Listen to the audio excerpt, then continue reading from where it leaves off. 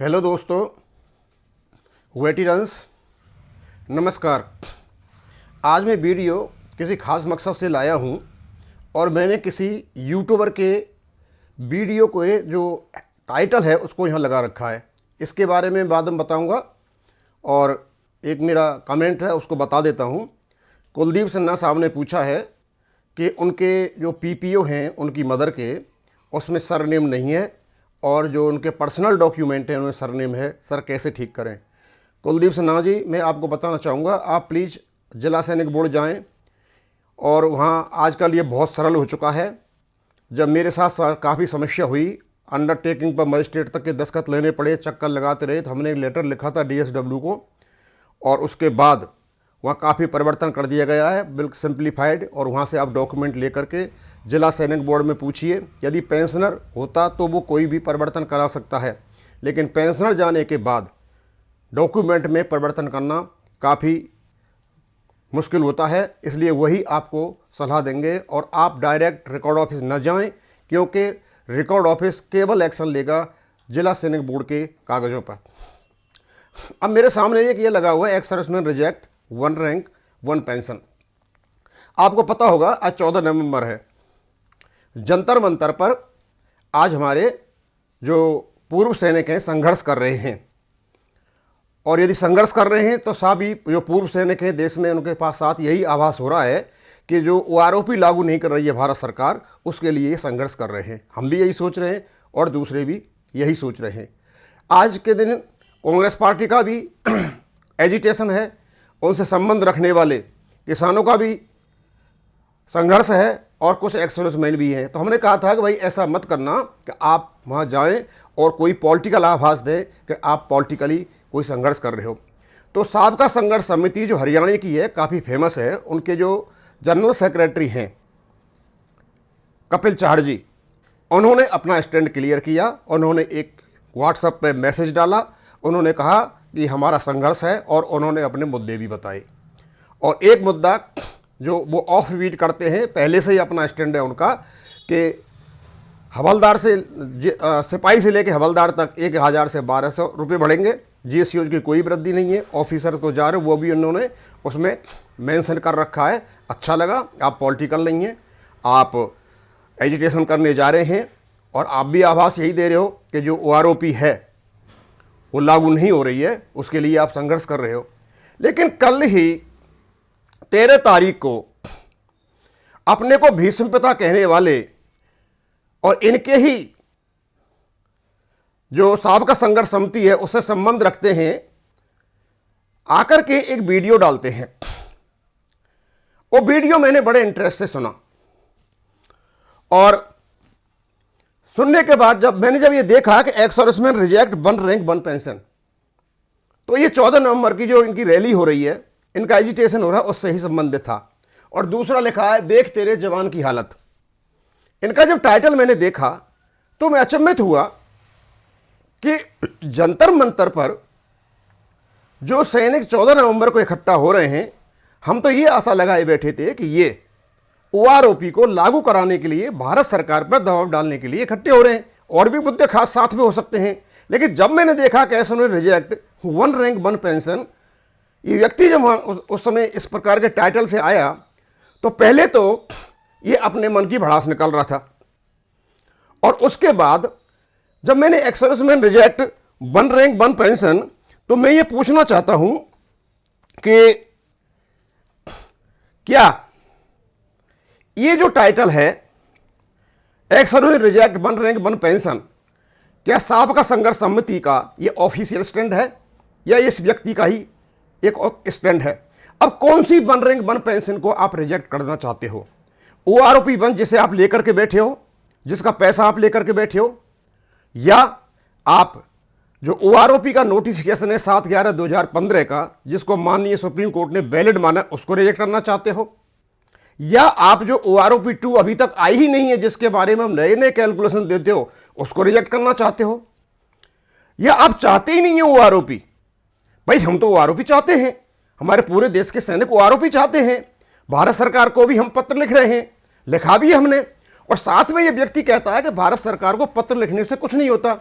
तो मैं इनको बताना चाहूँगा भारत सरकार को हमने पत्र लिखे हैं और उन पर अमल भी हुआ है।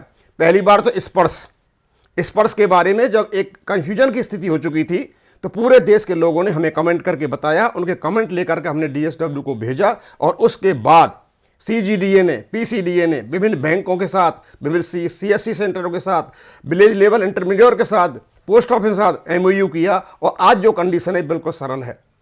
दूसरा, जो फैमिली डिटेल्स और जो PPO की डिटेल्स में जो डिफरेंस आ रहे थे उनके लिए जो हमें अंडरटेकिंग में गांव के सरपंच के दस्तखत लो, उसके बाद 2 एक्स सर्विसमैन के दस्तखत लो, BDO के दस्तखत कराओ, पटवारी के दस्तखत कराओ, उसके बाद मजिस्ट्रेट के दस्तखत कराओ और जब कहीं जिला सैनिक बोर्ड के माध्यम से DO2 होने के रिकॉर्ड ऑफिस जाता, आजकल वो प्रक्रिया बंद होगी। हमने ही लेटर लिखा था उसको और बहुत सरल कर देगा। लेटर लिखने से फर्क पड़ता है। हमने लेटर लिखा है आदरणीय प्राइम मिनिस्टर को इसको लागू करने के लिए। अब हमें यह पता नहीं चल पा रहा कि आप लोग आज की तारीख में 14 तारीख को OROP को रिजेक्ट कराने के लिए इकट्ठे हो रहे हो या इसको लागू कराने के लिए इकट्ठे हो रहे हो। साथ में मुद्दे तो कितने भी हो सकते हैं, कोई फर्क नहीं पड़ता। अब हमारी समझ में ये नहीं आ रहा है कि जो आप कह रहे हो कि एक्स सर्विसमैन OROP को रिजेक्ट करते हैं, मतलब आपको OROP की जरूरत नहीं है, और साथ में एक और लगा रखा है इन्होंने, देख तेरे जवान की हालत। भाई क्या कहना चाहते हो आप कहना चाहते हो कि मतलब इस देश का जो पूर्व सैनिक है उसकी हालत इतनी गंदी है कि मतलब रोड पे भीख मांग रहा है या रेलवे स्टेशन पे जाकर के कटोरा लेकर के भीख मांगा हुआ है। ये लगभग ये उसी प्रकार का वाक्य है जब एक प्रकार जब मेजर जनरल सत्यवीर सिंह साहब कहा करते थे कि देश का सैनिक सड़कों पर, और देश के पूर्व सैनिकों ने इसका बहुत बड़ा ऑब्जेक्शन किया, हमसे कहा कि साहब इनको बताइए ये गलत बोल रहे हैं, ये हमारे मान सम्मान के खिलाफ है। हमने वीडियो बनाया था, उसके बाद उन्होंने कभी नहीं बोला। ये जो वाक्य लिखा है देख तेरे जवान की हालत, ये लगभग उसी के प्रकार है। तो क्या हम भीख मांग रहे हैं या आप सड़कों पर लाना चाहते हो, क्या कहना चाहते हो? ये जो सैनिक हैं, पूर्व सैनिक हैं, ये गांव के रहने वाले हैं, किसानों के बेटे हैं, मान सम्मान से ओत प्रोत हैं। ORP मिले या नहीं मिले और इनकी कंडीशन इस व्यक्ति को थोड़ा बताइए। हम पंजाब में घूमे हैं, हम हरियाणा में घूमे हैं, हम सब जगह घूमे हैं। हमारे सैनिकों की इतनी कंडीशन नहीं है जितनी तुम यहाँ डिपिक्ट कर रहे हो, जितना आप दिखा रहे हो। बहुत अच्छी कंडीशन, और इनको ORP मिले नहीं मिले, ये मान सम्मान के लिए भूखे हैं। ये कोई इसके लिए भूखे नहीं है कि ये किसी से हाथ फैला रहे हैं। हाँ, हक की लड़ाई लड़ रहे हैं और हक की लड़ाई लड़ते रहेंगे। तो मैं ये पूछना चाहूँगा इनके जनरल सेक्रेटरी से, साहब का जनरल सेक्रेटरी से, कि क्या साहब आपका जो आदमी है साउथ से चल करके, जिसके सारे बायोडेटा, सारे कारनामे हमारे पास हैं, और शायद किसी आदमी को कल चेयरमैन साहब ने बताया भी है कि क्या क्या कुकर्म करके बैठा हुआ है, क्या ये व्यक्ति का जो स्टैंड यहाँ पर दे रहा है, क्या आप ORP रिजेक्ट करने के लिए जा रहे हो या ORP लागू कराने के लिए वहाँ पर इकट्ठे हो रहे हो? हमारी तो समझ से परे है। हम सोच रहे थे कि चलो हम चलते हैं, हम भी थोड़ा सहयोग करें, लेकिन इस वीडियो को देखने के बाद लगा मुझे कि यहाँ तो कुछ और ही हो रहा है। यह ORP लागू करने की बातें नहीं हो रही हैं, यहाँ तो इसको रिजेक्ट कराने की बातें हो रही हैं। भाई पूरा का पूरा देश लगा हुआ है, माननीय सुप्रीम कोर्ट ने आदेश दे रखे हैं इसको लागू करने की। हाँ, वो अलग बात है कि 2018 की फिगर किसको लाभदायक होती हैं और किसको लाभदायक नहीं होती हैं। जहाँ तक ऑफिसर्स का सवाल है, एक बात मान के चलिए कि यदि हम सिपाही से तुलना करें और एक लेफ्टिनेंट की तुलना करें तो इस समय वर्तमान में 7 पे आयोग में एक सिपाही से एक लेफ्टिनेंट की लगभग 2.25 गुना बेसिक पे है। तो स्वाभाविक सी बात है, जब एक सिपाही को 1000 का फायदा ORP होता है तो एक लेफ्टिनेंट को 2.25 गुना फायदा होगा। लेकिन उसमें भी ये पॉइंट जो 2.57, 2.67 और 2.81 का चक्कर पड़ा है, इससे बहुत बड़ा अंतर आ रहा है, अंतर पड़ रहा है यहाँ पे। और ये अंतर की लड़ाई लड़ते हो, लड़ो, हम आपके साथ हैं। लेकिन इस प्रकार कहना कि आप इसको रिजेक्ट कराने जा रहे हो, तो ये तो मेरी समझ से बिल्कुल परे है। दूसरा मैं आपको बताना चाहूँगा, हम आपके लिए कामना करते हैं और आप ORP को लागू कराने के लिए संघर्ष करें, ORP को लागू कराने के लिए वहाँ पर बोलें। आप ऐसा नहीं कहें कि हम एक्स सर्विसमैन जो है उसको रिजेक्ट करते हैं। और दूसरा मेरी समझ में नहीं आता है, यहाँ लिखते हैं एक्स सर्विसमैन यानी एक आदमी रिजेक्ट, रिजेक्ट होना चाहिए या ऊपर MEN होना चाहिए। इनकी स्पेल इंग्लिश में ठीक नहीं है। मतलब समझ में नहीं आ रहा है कि एक व्यक्ति साउथ से चलकर जो महाराष्ट्र में एक विधवा से 25,000 रुपये ले लेता है, हमारी ऑर्गेनाइजेशन से निकला हुआ ये व्यक्ति जो बिना टिकट के ट्रेन में सफर करता है, उसके एनकैशमेंट के लिए ऑर्गेनाइजेशन के पास लेटर डालता है जिसके लिए हमारे पास इसके सबूत हैं, और यहां आकर के ये बकवास करता है।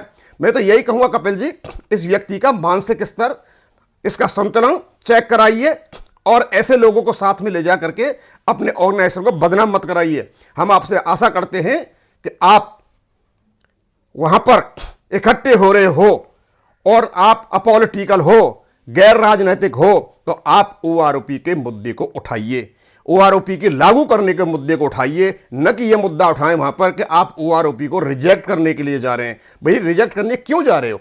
ये बड़ी मुश्किल से एक नोटिफिकेशन आया हुआ है, भारत सरकार पर दबाव इसी नोटिफिकेशन से पड़ेगा। तो क्या चाहते हो कि हम ओआरओपी नहीं मिलनी चाहिए? इसके लिए संघर्ष किया था 2015 में, तब ये कहीं नोटिफिकेशन आया था, और आज आप इकट्ठे होकर के, जैसा कि इसमें ये वीडियो बना हुआ है, ओआरओपी को रिजेक्ट करने जा रहे हो। क्या ओआरओपी को इसलिए रिजेक्ट करने जा रहे हो कि जेसीएल को फायदा नहीं हो रहा है, ऑफिसर्स को फायदा हो रहा है? तो ये तो कोई मुद्दा नहीं हुआ, ये तो कोई बेस नहीं हुआ। आप कहिए वहां उसमें डिफरेंसेज हैं, उसमें जो भेदभाव हो रहा है उसके आप खिलाफ लड़िए, लेकिन ओआरओपी को ही आप रिजेक्ट कर दोगे, ओआरओपी के नोटिफिकेशन को ही आप रिजेक्ट कर दोगे। तो भाई माननीय सुप्रीम कोर्ट ने जो आदेश दिया है इसको 90 दिन में लागू करने का, फिर उसका क्या होगा?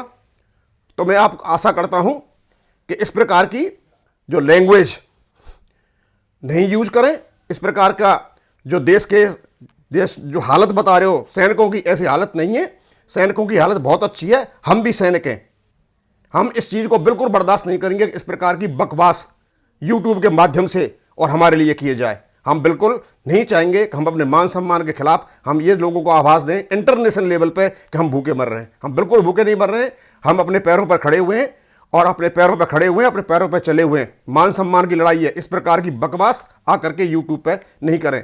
हम यही आशा करते हैं। थैंक यू, धन्यवाद।